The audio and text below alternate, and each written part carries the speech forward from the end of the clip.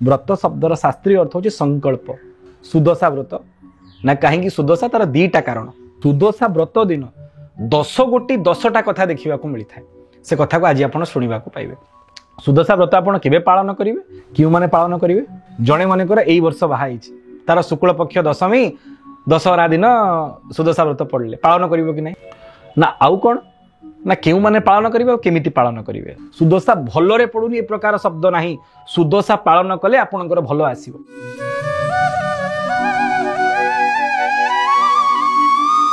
जय जगन्नाथ। सुदशा व्रत आसंता काली सुदशा ओडिया घर माँ माने नारी माने जो माने विवाहिता समस्ते व्रत को पालन करिसेंती करने को जाउछंती। आम मानकर महालक्ष्मी आराधना अत्यंत प्राचीन काल देखा मिलता है। ओडिशा रे लक्ष्मी आराधनार स्वतंत्रता रही। दर्शक बंधु आमे अनेक कथा अनेक पर्यायर कथा को चर्चा करिछु। भारत वर्ष रे लक्ष्मींकर बार को शुक्रवार भाव में ग्रहण करिथिबा स्थले ओडिशा रे महालक्ष्मी बार हूँ गुरुवार। तार मूल कारण जगन्नाथ महाप्रभु श्रीमंदिर रे गुरुवार दिन माजेणा एवं एकांत एवं तत्सहित श्रीमंदिर स्वतंत्र नीति। महालक्ष्मी आसवे मदन मोहन सहित भूदेवी समन्वित होकर माजणा मंडप में बसवे। माजणा होकर पंचोपचार रे शीतल भोग मणही हम एवं राति रे महाप्रभु सहित एकांत को जीवे लक्ष्मी मंदिर रे। सेथिपाई एवं तत्सहित बलराम दासकृत ओडिशार घरे घरे पुरपल्ली रे प्रसिद्धि लाभ करिथिबा लक्ष्मी पुराण जोगु गुरुवार होची लक्ष्मी बार। से गुरुवार लक्ष्मी व्रत को नहीं आउ गोटे व्रत सारा ओडिशा रे प्रचलित घरे घरे परिचित।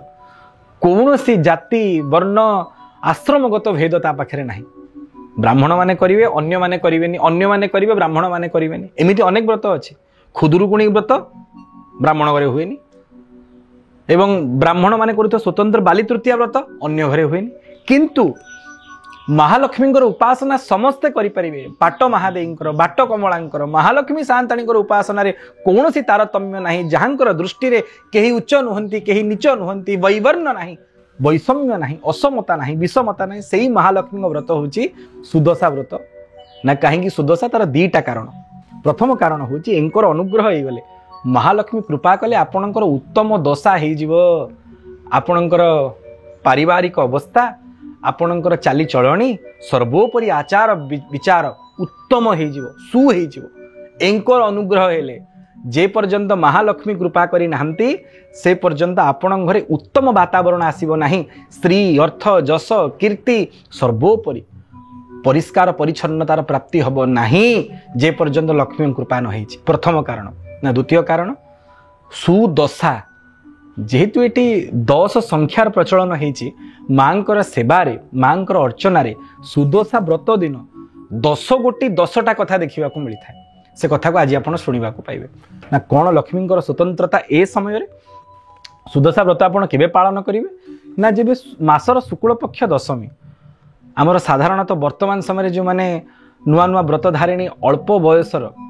विवाह करिथिबा माँ माने अछंती नारी माने अछंती से माने तो आजिकालीर मास गणना जानती आम जन देवाक चाहूँ। प्रति मासरे 2टा पक्ष गोटे शुक्ल पक्ष गोटे कृष्ण पक्ष।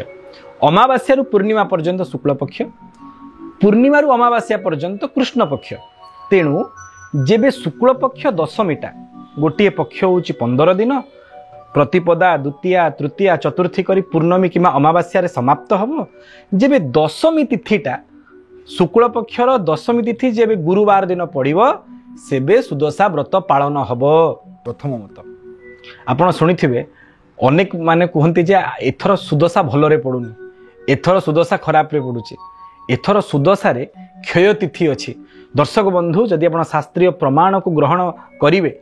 सेमिति कौनसी मत नाही। हाँ लोकाचार रे गंजाम पटे केबे पालन करती, संबलपुर पटे केबे पालन करती, मयूरभंज पटे केबे पालन करती। जदि तिथि क्षय होउथबो गंजाम पटे करती नाही, सूर्योदय को नथिले संबलपुर पटे करती नहीं। से प्रकार भेद रही। किंतु शास्त्रीय मते जेबे सूर्योदय को शुक्ल पक्ष दशमी गुरुवार पड़ुथिबे सेबे निश्चित भाव में सारा दिन सुदशा व्रत पालन हो पारिबो। प्रथम मत ना द्वितीय क्यों माने पालन करेंगे। दर्शक बंधु एक कथा वर्णना करा जायछि लक्ष्मी आराधना जे केही करि पारिबे। किंतु जेहेतु नारी माने व्रतर मूल व्रतधारिणी रही थांती संकल्प करिथांती एवं निज हाथ में व्रत को धारण करिथांती नारी माने पालन करिवे ना नारी जेणु दुहिता निश्चित भाव में तार सबुठारु सुंदर स्वरूप होची पत्नी एवं तापरे माता से अन्य घर को जीव एवं अन्य कूलर हित साधन करिवो सेथिपाई से अन्य घरर कुललक्ष्मी भाव में गृहलक्ष्मी भाव में निजर प्रकाश को व्यक्त करिवो अन्यर घर को जाई जोटा तार निज घर हो जीव परवर्ती पर्याय सेठी निजर प्रतिष्ठा को बढ़ेइबो सेथिपाई भक्त बंधु बाहाघर पूर्वरु जो मैंने अनुढ़ा कन्या थांती विवाह करि न थांती सेमानंग पई सुदशा व्रत पालन को निषेध करा जायछि किंतु विवाहर परे से सधवा होंतु किंबा विधवा होंतु से माने समस्ते सुदशा व्रत पालन करि पारिबे या निसंदेह। अच्छा जणे मनकर एई वर्ष बाहा तार शुक्ल पक्ष दशमी दशहरा दिन सुदशा व्रत पड़े पालन करिवो कि नहीं निश्चित भाव में पालन करिवो सेमिति कौनसी निषेध नहीं जे बाहागर वर्षे पर आप सुदशा पालन करिवे वर्षे भितर पालन करिवे नहीं सुदशा भलरे पड़ुनी ए प्रकार शब्द नहीं सुदशा पालन कले आपनकर भल आसीबो जानिबार आवश्यकता रही एहाकु नहीं अनेक तथाकथित ज्योतिष पंडित माने भिन्न भिन्न मत दियंती ना आउ कोन कथा रही ना जदि आपणकर सूतक मृतक लगी आम जहाँ पूर्व आपन कही जार छुतिकिया कि मृतिकिया बोली जहाँ कहते यदि सेमिति कौन कथा शुक्ल पक्ष दशमी गुरुवार दिन पड़ुची तेबे आपन से समय सुदशा व्रत पालन करेंगे ना निषेध संपूर्ण निषेध नाउ ना जो माँ मानकर मासिक धर्म रही ऋतुमती होती जे पर्यंत गोटे सप्ताह पूर्ण नही जार जो वर्णाश्रम व्यवस्था अनुसार जेतिक दिन पालन करा जाए जदि ता भितर सुदशा व्रत पड़ुची आपण पालन करेंगे ना निषेध ना आउ कौन ना क्यों माने पालन करेंगे केमिति पालन करेंगे साधारणतः विवाह करिथिबा जे कोनोसी नारी से सधवा कि परवर्ती पर स्वामी वियोग से विधवा हो जातु से निश्चित भाव में सुदशा व्रत पालन करेंगे और ये मुख्यतः लक्ष्मी नारायण आराधना करा जाय थाए व्रत कहले आम साधारणतः एक दौड़ी को बुझी था जो ग्रंथि गंठी मरा जाए किंतु व्रत शब्दर शास्त्रीय अर्थ हूँ संकल्प संकल्पटा सब बंधा हे ना मुझे संकल्प नेली मुझे संकल्प ग्रहण कली आप संकल्प करुँच हाथ से हाथ छंदुंट छंदीवाटा हूँ ग्रंथि आपण गुंथा हेले देवी सहित आपण महालक्ष्मी सहित भावर रज्जुरे भावर शक्ति जेणु गुंथा हो गले ग्रंथित्व आसीगला संकल्प नहीं गले माँ मु आपणकर नाम को सुमरणा कली एवं गंठी मारली आपन जानना जदि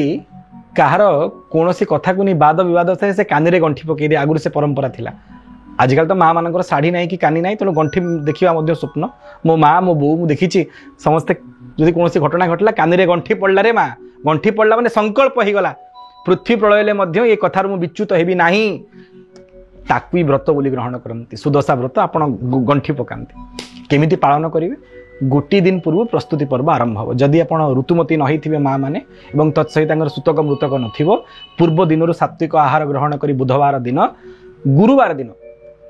आजिकल माँ आराधना जो शुभ्रतार प्रतीक माँ होती परिष्कार परिच्छन्नतार प्रतीक आपण चाउल बाटिकी जहाँ झोटी दबार परंपरा रही जेहेतु मार्गशीर मास रे जे पर्यंत महालक्ष्मी पौरुहा नहीं था से पर्यंत चाउल को बाटिबार व्यवस्था नहीं तेणु से आप मुरुजरे झोटी पकई पारे घर को संपूर्ण परिष्करण करेंगे बुधवार दिन और ठाकुर घर बा ठाकुर आस्थान को संपूर्ण भाव में आप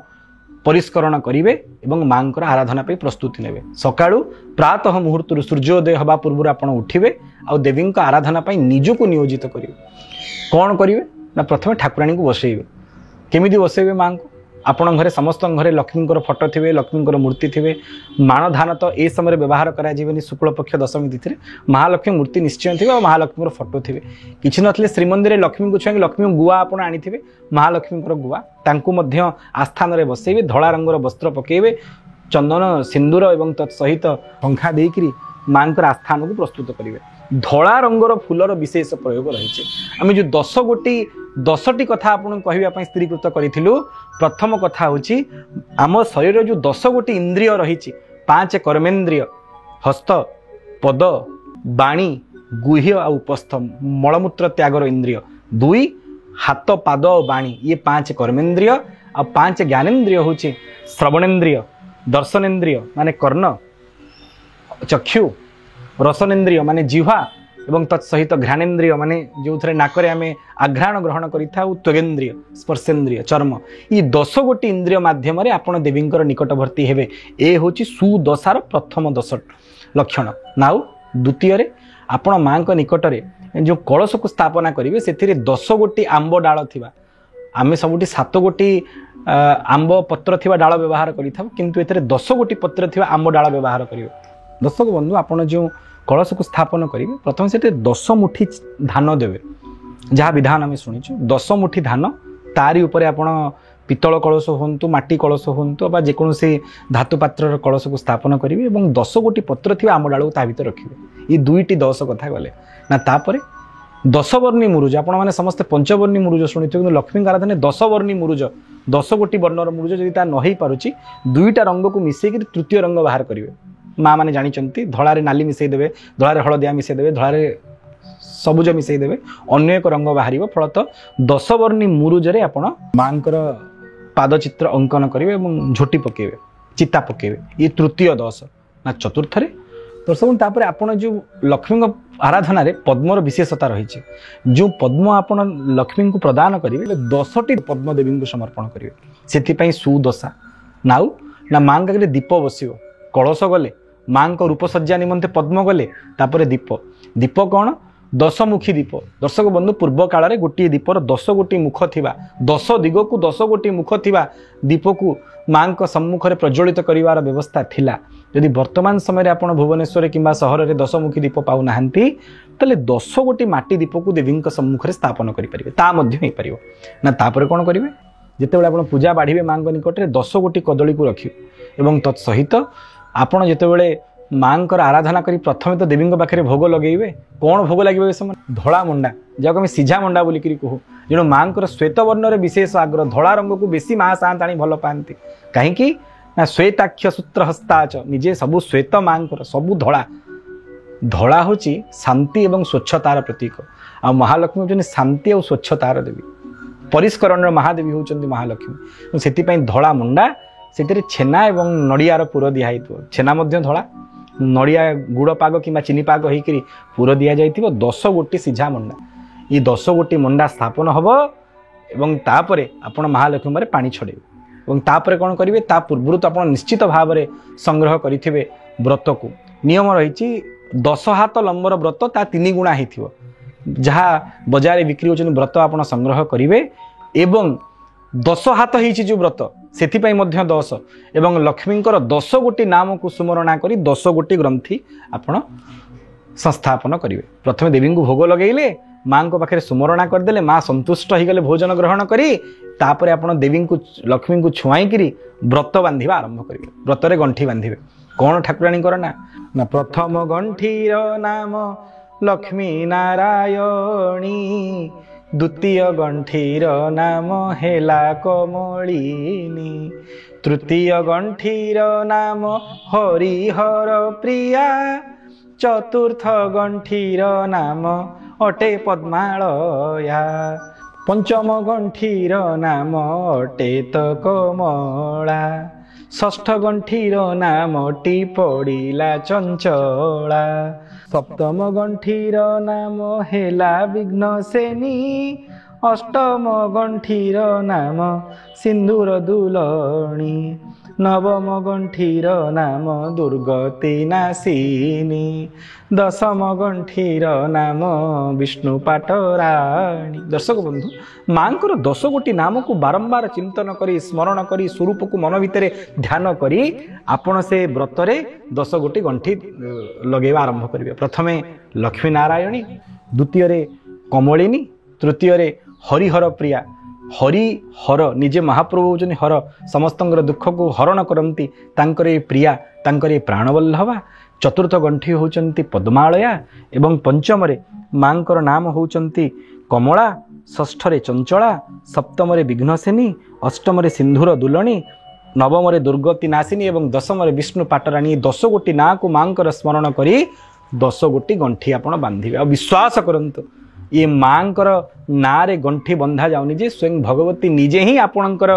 हस्तर सुदशा व्रतर ग्रंथि भाव में अच्छा आपण माँ 10 स्वरूप को हाथ में रखी प्रकार चिंतन करेंगे ताको हलदी आगुरी आपण आच्छादित करेंगे हलदी रंजित करेंगे आजिकाली हलदी लगी व्रत मिलुंट 10 गोटी नाम को स्मरण करेंगे एवं तापर बांधे व्रत माने आपण अनुभव करिवे जे प्रकृत रे एठी मांकर ना को आपण केवल सुमरणा करूना लक्ष्मी 10 गोटी स्वरूप आपण हाथ में अच्छा आपण प्रति बरदा होती आपण दक्षिण हस्त ही मांकर से व्रत को बांधे यही स्थान रे जो व्रत बांधार स्थान रही ये बांधे केतक लोक से बांधि पारती हाथ में बांधि पारती डाण हाथ में बांधार नियम जो समस्ते भावती बाँ हाथ में बांधे बोले किंतु ना दक्षिण हस्त आप लक्ष्मी से ही सुदशा व्रत को बांधार व्यवस्था रही। दर्शक बंधु जो मैंने घरे प्रकार व्यवस्था करें ना घर निकट में लक्ष्मी नारायण मंदिर लक्ष्मी मंदिर जगन्नाथ महाप्रभु मंदिर जाई महालक्ष्मी को स्पर्श कराई पूजकों माध्यम 10 गोटी गंठी बांधि पारे और से व्रत को महाप्रभु को स्पर्श कर महादेवी को स्पर्श कर आप डाण हाथ में बांधि पारे। आपणकर मंगल कामना निमंते आम स्पष्ट भाव में कही रखू जितेबाला आपण हाथ में व्रत नथिबो आपण अन्न ग्रहण करेंगे ना निषेध जो व्रतधारी रही के व्रत हजि जाए कौन से कारण व्रत गुप्त हो जाए व्रत लुचि जाए व्रत मिलती ना से पर्यंत अन्न ग्रहण करेंगे ना से अनेक माँ मैंने एका बेले निजर सुविधा काले आगु केते बेले व्रत हजिज मारा हो सूतक मृतक आसीज कौन करती ना जानी शुणी 4-5टी सुदशा व्रत को गंठी कर रखि था जो दिन सुदशा व्रत थी जदि कौन कारणवशत विशेष परिस्थिति व्रत हजिगला सांगे सांगे आसवे स्नान करेंगे लक्ष्मी को सुवरणा कर व्रत पिंधिदेवे जे पर्यंत आपण हाथ में व्रत नाही से पर्यंत आपण अन्न ग्रहण करें निषेध बोली ग्रहण करें लक्ष्मी व्रत संकल्प हुए ना आउ कौन ना कि प्रत्यवाय रही कि निषेध रही ना कौन ना जो मैंने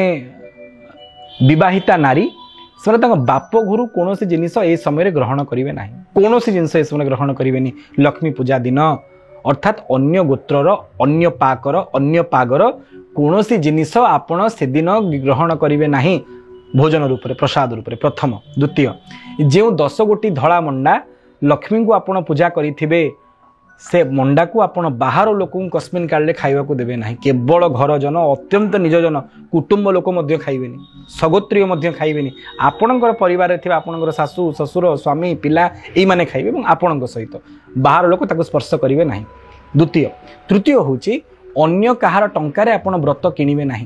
आउ क्या जो व्रत मगेई ताकू सांगे सांगे आप टंका देदेवे तृतीय चतुर्थ होची बाप घर जब व्रत आसी से व्रत आप व्यवहार करें ना